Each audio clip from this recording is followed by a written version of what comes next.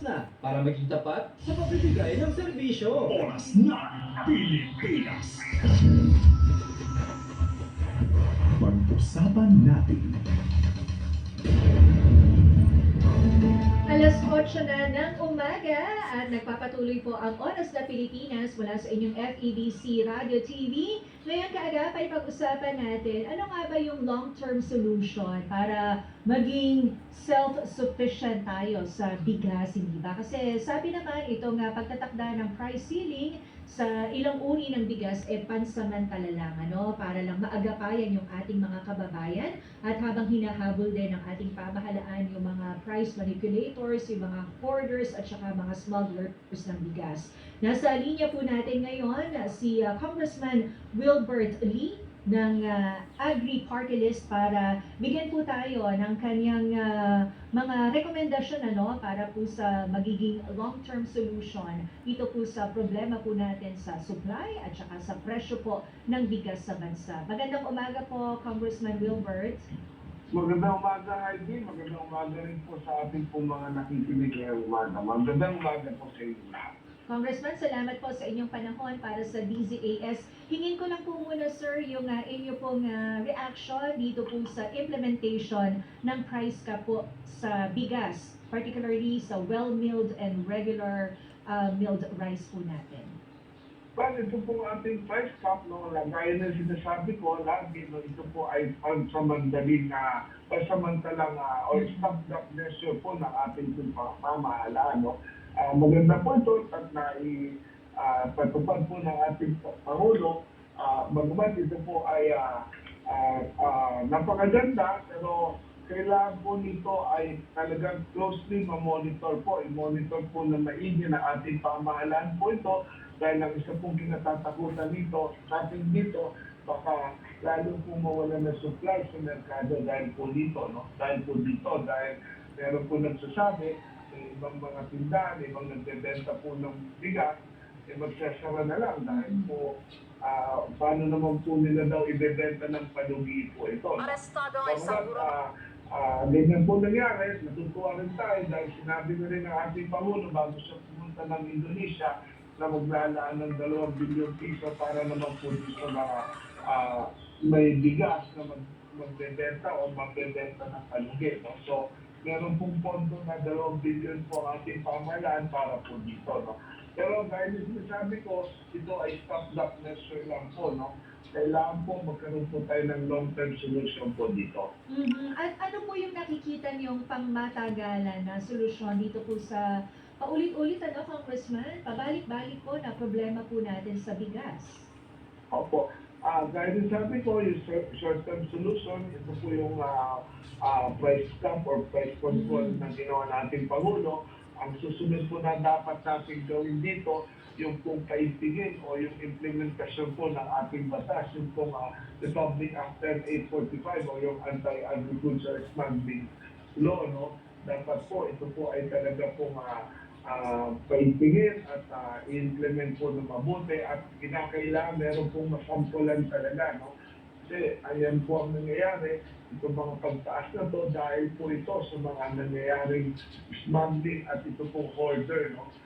Ngayong Kongreso, naghain po tayo ng amendment dito at isinama natin po yung mga hoarders, price manipulators at yung mga kasabwat sa gobyerno. Nakawali ng gobyerno yung mga kasabwat. Dapat po ito ay may sama po dito sa batas na ito. Noong nakaraang Kongreso, ito pong batas, sa Mampalan, hindi po natin ito na isama doon. Tayo rin po ang naging principal author ng Anti-Agriculture Smuggling Law na yan. Ngayon pong Kongreso, i-aamyendahan po natin ito. Ito po ay naisama sa LEDAC po na priority bill ng LEDAC ng ating Pangulo, kaya inaasahan po natin bago matapos yung taon, ito po ay maipapasa na.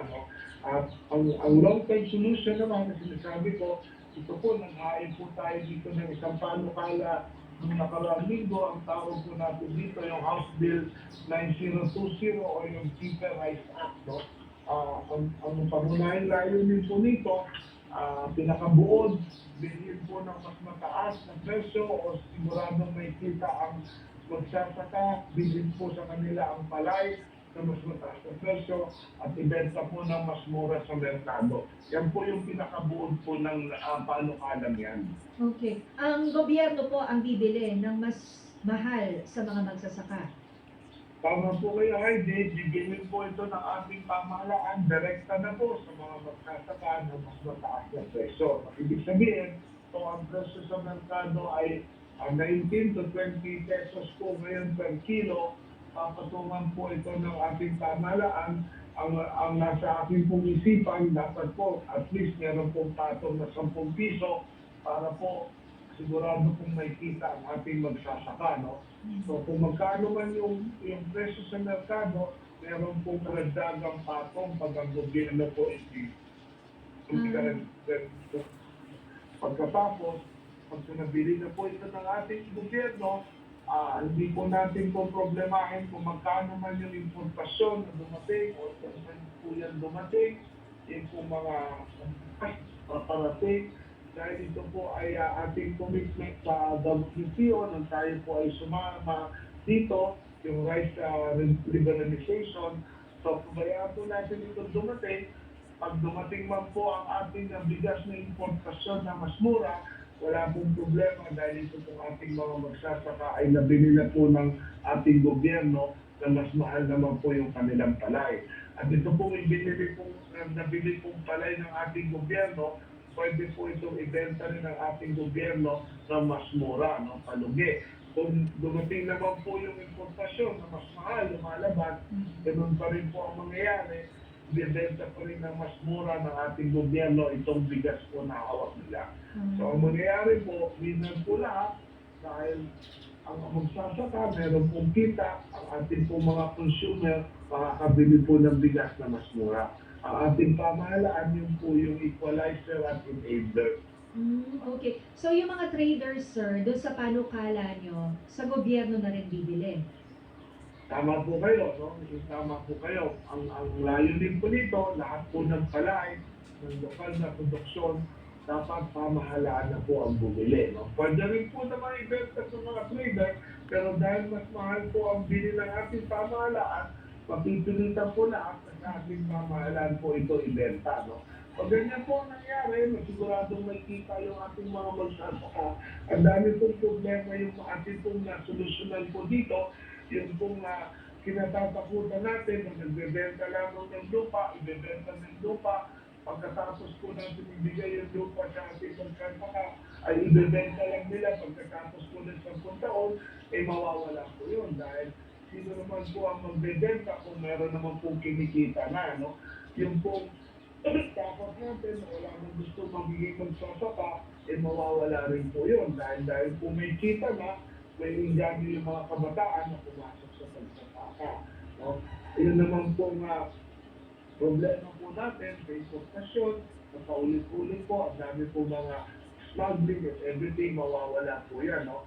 Hayaan po natin na pumasok po yung mga bigas, pero ang sisiguraduhin po natin na ito po ating mga lokal na magsasaka at lokal po na production ay ang ating pong pamahalaan ng bibili sa mas mataas po na presyo.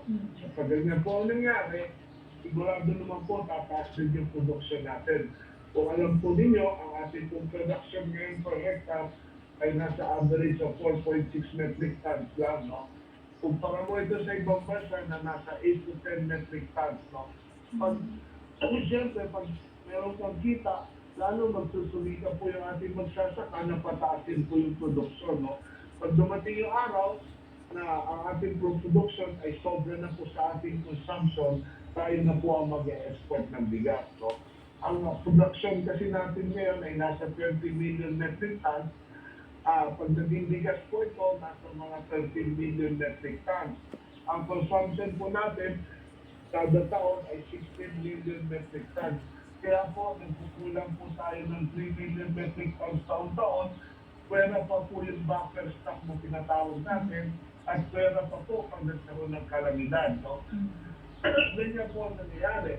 Pero pag nadoble po natin yung production ng ating po palay, ito po ay magiging 40 million metric tons. So, sapat na po ito para sa ating pong pangangailangan at may sobra pa po. 40 yun, ano, Congressman? 40 million, oo, metric tons. Pag naipataas po. Sa ngayon po, 20 million metric tons lang po ang ating production kada taon. No? Wala pa po dyan yung pag may dumaan na bagyo o pagkuha ng kalamidad. No? So, yan po ang ating pong production taon-taon, 20 million metric tons. Oo. Target natin madoble. Oo. Target po natin madoble o mas mataas pa po. Okay. Pero Congressman, hindi po ba ngayon pa lang parang ang hinihingi rin po ng ating mga magsasaka mula po sa pamahalaan talagang subsidize po yung kanilang production cost? Tama po kayo, subsidize po ang ating production cost. Marami po tayong binibigay na farm inputs, fertilizer na unang-una, pero ang problema po, dapat po natin siguraduhin na dumating po ng tama sa oras. No? Lagi pong delay yan. Dumarating yung abono kung kailan patapos na, mag-aanihan na, no? Dumarating yung binhi, nakapagtanim na. So, muli, at hindi po yan, ang pinaka-importante po, dapat po natin muna siguraduhin na yung ating po magsasaka may kita. Kasi ang kadalasan po nangyayari, dahil sa kakulangan po sa kita, halimbawa, nagbigay po ng subsidiya yung gobyerno para sa abono, tamang oras dumating, kaya lang dahil po sa mga pangangailangan na ating pong magsasaka, kung 5 abono po yung naibigay, 5 sakong abono o 6 na sako, ang ginagawa po na ating pong mga magsasaka, dahil po sa kakulangan ng kanilang kita at pangangailangan na rin po na iba, yung pong aming nasako, minsan 2 sako na lang yung ginagamit at doon tayong 4 na sako para po may magamit. Maging pera. Yan po ang isang dahilan, kaya bumababa po yung ating produksyon, no? Kaya po, ang produksyon sa ibang bansa ay 8 metric tons, sa atin po ay 4.6 metric tons lang ang average. Ganyan po ang nangyayari sa atin. Kasi dahil nga po sa walang kita, lagi po lugi, hindi pa man umaami, baon na sa utang. So pagdating po ng subsidiya ng gobyerno, ng pamahalaan, para po sa farm inputs, hindi na po napupunta doon. Ibinibenta at ginagawang pera. Hindi po ba bawal yun, Congressman? May pananagutan ba sila? Well, bawal po kung titignan mo. Bawal kung mahuli. Bawal kung titignan mo. No? Pero ito po ang ating pustandaan. Ano ba yung paano po ba natin pasolusyonan kung magugutom at wala makain? Siyempre, uunahin na pong gawin pera para po may makain muna. Yung nabanggit niyo naman kanina, Congressman Wilbert, about the mga smugglers, mga hoarders, kano po ba ka-challenging na sila po'y matugis? Well, sila po talaga ang dahilan. Kagaya po ngayon, ito pong nangyayaring pagtaas. Bagamat meron pong mga outside factors, no? Pero hindi rin po dapat ganyan kataas pa rin, no? Kaya nagiging ganyan kataas, dapat po, tama po yung ating Pangulo, ang tamang presyo po niya ay nasa 41 and 45 lang po talaga dapat, no? Kung ang landed cost daw ngayon ay nasa mga 25 pesos to 30 pesos, pinakamataas na po yun, na pinakamagalas. Ang klaseng bigas na. Yung ordinaryo, ang landed cost ng imported na bigas ay nasa mga 22 pesos. No? So kung doblehin mo man yan sa ibang gastusin, nasa mga 45 pesos lang yan. No?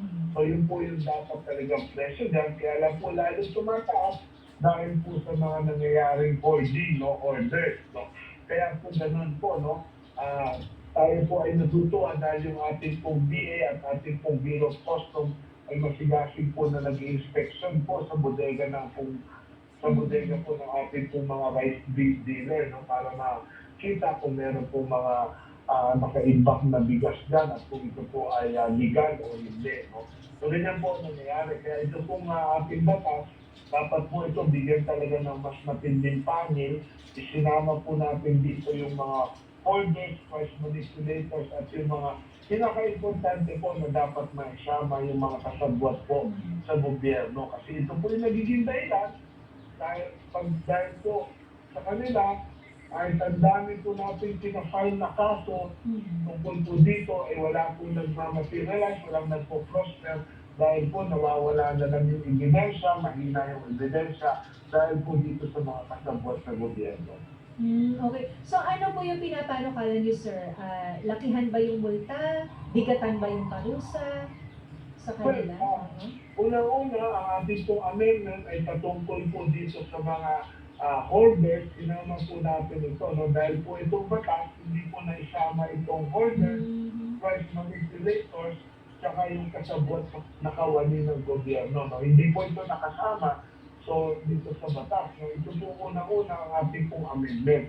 Pangalawa, gusto po natin gawin yung economic sabotage, gusto natin gawin economic sabotage yung pong mga agricultural smuggling, no? Kung ano man po, no, 10 milyong piso, hindi ako nagkakamali, na pumasok po dito, economic sabotage ito at magpaparusahan ay capital punishment or reclusion perpetua po. Okay. So, mas mabigat na parusa. Pero yun nga po, Yes. sir, sabi po ng mga kaagapay natin dito, ang gaganda na nga po ng ating mga laws, pero may problema daw po talaga tayo sa implementation, lalo na kung mga big fish po ang mga sangkot. Tama po kayo, dapat lang po, kaya nung gaya ng sabi ko kanina, dapat po may masampulan po talaga. Okay. One more thing lang po, Congressman, bago po kayo bitawan namin sa ating pong panayam. Ano pong masasabi niyo dun sa recommendation na i-maximize po natin as alternative sa bigas yung ating pong iba pang produkto like mais at saka kamote? Nakikita niyo po bang feasible ito? Well, hindi po ako kontra po sa ganyan, pero alam mo naman po natin lahat na sa ating pong mga Pilipino, rice is life, no? Ito po talaga yung ating pagkain, yung po talaga ang ating nakasanayan. Kahit po ako, pag hindi ako kumain ng kanin, para pong nanghihina ako kahit gaano karami yung kinain ko, no? Para sa ating mga Pilipino, bawat pamilyang Pilipino, rice is life po talaga, no? Bagamat ito pong mungkahin ito, hindi naman po ito masama, no? Okay naman po ito, pero para sa akin, talagang kanin po talaga, no? Parang nanghihina pag hindi ka nakakain ng kanin. Okay. Meron na lang po ba kayong mensahe na gusto pong iwan sa ating pong mga kababayan na talaga pong, Congressman, apektado nito pong mataas na mga presyo ng bilihin po natin ngayon? Yes, Heidi, salamat po sa inyong pong paanyaya para po ma-share ko sa ating pong mga kababayan, ng mamamayan, ito pong ating pong panukala. Kimnanon. Marami po, patuloy po ako magiging taga-sigil po sa utang ng mga serbisyo ng gobyerno sa ating pong mga mamamayan. At ang lagi ko sinasabi, kami pong nasa pamahalaan, hindi po dapat pabigat sa taong bayan, kundi dapat kami ang gumagawa ng paraan para lumang po ang buhay ng bawat isa. Pag ganyan po yung nangyari, kaya po na aking initial, WTL, winner tayo lahat. Maraming salamat po and God bless you po, Congressman Wilbert Lee. Maraming salamat, Heidi. Maraming salamat po. Nakabukas po ng aming opisina 24/7. Sa inyo po mga pangangailangan, mag-message lang po sa aming messenger. Maraming salamat po. Nakausap po natin si Congressman Wilbert T. Lee ng Agri Party List at meron po siyang ilang mga panukala at amendments maging dun sa mga existing laws po natin kung paano nga ma-improve ito pong kalakalan, ito pong proseso, ito pong sitwasyon ng bigas dito po sa Pilipinas. So,